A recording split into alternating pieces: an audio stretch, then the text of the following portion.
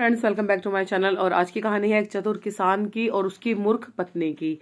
तो बात ऐसी है कि एक गांव में रहते थे ये दोनों मियाँ बीबी। अब इनका क्या कहानी थी कि पत्नी की आदत थी, उसके पेट में कोई बात नहीं पचती थी। कोई भी बात होती थी अगले दिन वो अपने पड़ोसन है, कोई भी आसपास का है, उसको सबको बताती थी। मतलब उसके घर में अगर किसी को छींक भी आई है ना तो वो भी चीज़ें गाँव में फैल जाती थी कि हाँ भाई फलाने को फलाने दिन छींक आई है। तो इस तरह का उसका व्यवहार था। तो अब इस साल क्या हुआ, उनकी जो खेती है वो सही से नहीं हुई, फसल उनकी सही से नहीं हुई और उनके घर में अब खाने की भी लाले पड़ गए।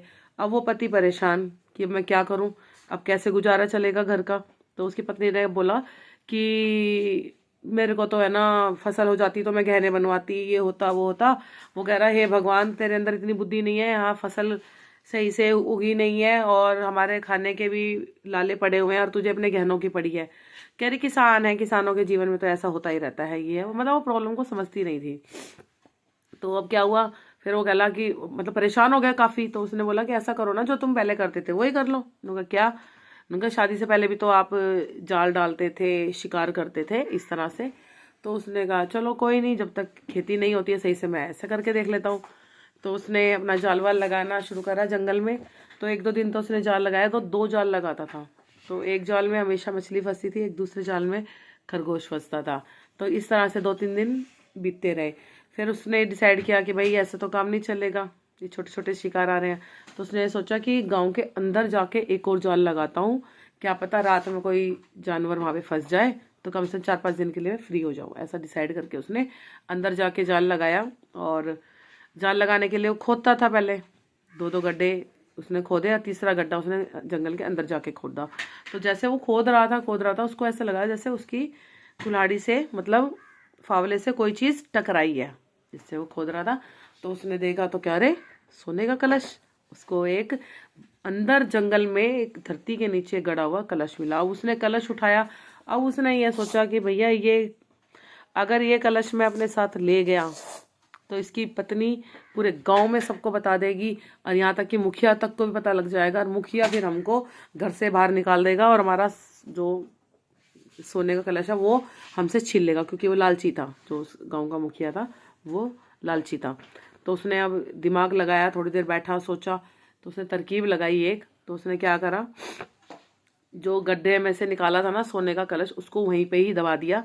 और जो उसने मछली और खरगोश लिया था तो उसने क्या करा कि जो गड्ढे में से जो मछली निकली थी, गड्ढे में से जो खरगोश निकला था उसमें उसने मछली दाब दी। और जो एक जाल वो नदी के किनारे लगाता था मछली के लिए, वहां पर उसने खरगोश कर दिया जाल में। अब वो वापस अपने घर गया। उसने घर से अपनी पत्नी से बोला कि मुझे बहुत तेज भूख लगी, रोटी दो। उसकी पत्नी ने बोली आज चावल खा लो, कल रोटी खा लेना। उसके पति ने बोला क्यों, क्या तुमने चावल बना लिए हैं? तो कहती है हाँ मैंने आज चावल बना लिया, कल तुम रोटी, आज तुम चावल खा लो कल रोटी खा लेना। उसने बोला नहीं, मैं आज रोटी खाऊंगा, चावल कल खाऊंगा, जाके रोटी बनाओ। तब उसने रोटी बनाई। कह रही हो भगवान ये तो परेशान कर रहे हैं। तो फिर उसने बैठी और रोटी वोटी बनाई उसने। तो उसने क्या चालबाजी करी कि हर एक रोटी में से एक टुकड़ा खाया और उस रोटी को जितने वो उधर देखती है छुपा ली। फिर उसने रोटी मांगी। वो कह रही आज क्या बात, तुम तो बहुत रोटी खा रहे हो, आज 6-7 रोटी खा ली तुमने। कह रहा तुम्हें रोटी गिन रही है, तुझे रोटी खाने बनाने को बोलना है तो रोटी बना और मुझे खिला। तो अब ऐसा है ना, तो ऐसा करके 10-12 रोटी हो गई और 10-12 में से उसने एक कोर खाया, बाकी उसने अपने साइड में छुपा लिया। फिर उसने उसको बोला कि आजा तुझे एक बात बताता हूँ। बोली कि हाँ बोलो क्या बात है। कह रहा है ऐसे ऐसे आज मैं जंगल गया था तो मुझे वहाँ पे सोने का कलश मिला है और दिन में नहीं ला सकता था वरना दिन में कोई देख लेता, इसीलिए अब रात में चलते हैं उसको लेवाने। तो कहती है वो खुश हो गई, ओ बेटे चलो आज तो सोने का कलश मिल गया, चलो जिंदगी बदल गई सब कुछ। ये वो मन में ख्याली पुलाव बनाने लगी। अब क्या था, दोनों निकल लिए जंगल में। अब क्या था कि वो उससे आगे आगे भाग रही थी, ठीक है, वो उससे आगे आगे भाग रही थी कि उसको ज़्यादा जल्दी थी जाने की सोने के कलश के पास। तो वो क्या करा उसने है ना, जैसे रोटी थी उसके पास, वो पीछे से रोटी के टुकड़े तोड़ तोड़ के उसके ऊपर बारिश करता रहा। तो ऊपर, क्योंकि उसको ये था कि नीचे देखना है, ऊपर देख नहीं रही थी ध्यान, क्योंकि नीचे ध्यान था उसका। तो ऊपर से वो कह रही है ये क्या गिर रहा है, ये क्या गिर रहा है? वो कहता है रोटी की बारिश हो रही है लग रहा है जंगल में। कह रही हाँ ये सही कह रहे हो, रोटी की बारिश हो रही है, ऐसे ऐसे करने लगी वो। फिर आगे जाके उसने बोला कि रुक जा पहले, यहाँ जाल लगाया है मैंने, यहाँ जाल देखता हूँ जाल में कुछ फंसा हो तो। कह रही हाँ देखो। उसने पहला गड्ढा खोदा, उसमें से निकली मछलियाँ। अब वो हैरान है, गड्ढे में से मछलियाँ, कह रहा है ये वन मछलियाँ होती हैं, गड्ढे में ही होती हैं, गड्ढे में ही मतलब पलती हैं। तो इस तरह से तो कह रही अरे वाह, मैंने तो सुना ही था इनके बारे में कहानियों में, लेकिन आज पहली बार देख भी लिया कि गड्ढे में से भी मछलियाँ निकलती हैं, वो भी इतनी सुंदर इतनी बड़ी। तो कहता हाँ चलो इसको रख लेते हैं और आगे चलते हैं। अब आगे गए, आगे उसने फिर कह रहा मैंने एक और जाल लगाया उसमें और देखते हैं, नदी के पास प्यास लगी है पानी पी लेता है, फिर आगे चलते हैं। तो देखा तो उसका खरगोश, कह रहे हैं ये कैसा खरगोश है? उसने बोला ये पानी में तैरने वाला खरगोश है। इस तरह से उसने बोला ये चीज़।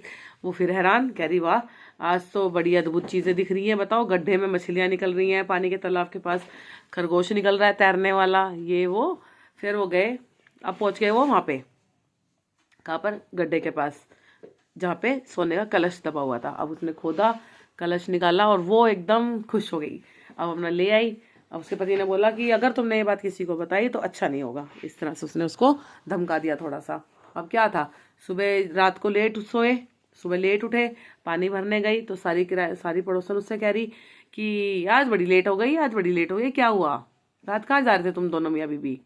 तो वो कहती, फिर उसके पेट में तो बात पचती नहीं कती भी, वो तो बतानी थी उसने, तो बता दी उसने कि भाई ऐसा ऐसा है ना, हम रात को गए थे, सोने का कलश लेकर आए हैं, ये है वो। और ये बात आग की तरह पूरे गांव में फैल गई दबादब। और ये बात जैसे पहुंची सरपंच के पास, मुखिया के पास, उसने बुलाया उसको, उन्होंने कहा बुलाओ उसको। अब वो कहता है कि हाँ भाई सोने का कलश लाया, तेरी इतनी हिम्मत, तू हमारे गांव में रह के हमारे जंगल से तू उसका सोने का कलश ले आया और अपने पास रख लिया, लेकर आ उसको। फिर वो हंसने लगा, कह रहा नहीं मालिक ऐसी तो कोई बात नहीं है, आपको किसने कह दिया? कह रहा किसने कह दिया, तेरी पत्नी पूरे गाँव में ढिंढोरा पीट रही है कि तेरे को सोने का कलश मिला है, तेरे को सोने का कलश मिला है, निकाल। तो कहता है, फिर वो और जोर से हंसने लगा, कह रहा है भगवान आप भी उस मूर्ख की बातों में आ गए, वो तो वैसे ही किसी वो तो उसको तो बस बातें बनाने से मतलब है, कभी कुछ कहती है कभी कुछ कहती है। कह रहा क्यों, क्या हो गया? कह रहा कि बस पता नहीं कल कह रही है आपके घर में भूत है, आपके घर में भूत है। कह रहा मेरे घर में भूत है, ऐसे कैसे? तो उसने बताया कि ऐसा करो इसकी पत्नी को बुलाओ, इसकी पत्नी से पूछते हैं, वो ही सारी बातें बताएगी। तो अब क्या था, उसकी पत्नी को बुलाया गया। उसकी पत्नी ने बोला कि हाँ ये बात सच है कि हमें सोने का कलश मिला है। नुका कैसे कैसे मिला है बता। नुका जी पहले हम यहाँ से रोटी वोटी खा के गए, रास्ते में रोटियों की बारिश हो रही थी, फिर पहले हमने देखा कि गड्ढे में मछली निकली है, फिर दूसरे हमने नदी के तालाब में देखा एक खरगोश मिला है मैं तैरता हुआ। उसने ये चीज़ बोली। कह रही फिर हम अपना सोने का कलश लेके आ रहे थे, और जब हम लेके आ रहे थे तो आपके घर से आवाज़ आ रही थी जैसे आपके घर में कोई भूत घुस गया है। फिर भाई उसको ये लगा कि भैया ये तो बिल्कुल ही पागल दी है। उसने फिर उसकी बात पे विश्वास नहीं करा, उसको जाने दिया। और जो उसकी किसान की जो तरकीब थी वो काम आई, क्योंकि अब उसकी पत्नी की ये वाली बात भी सब जगह फैल गई थी कि रोटी बरस रही है, गड्ढे में से मछलियाँ निकल रही हैं, तालाब में से खरगोश निकल रहे हैं।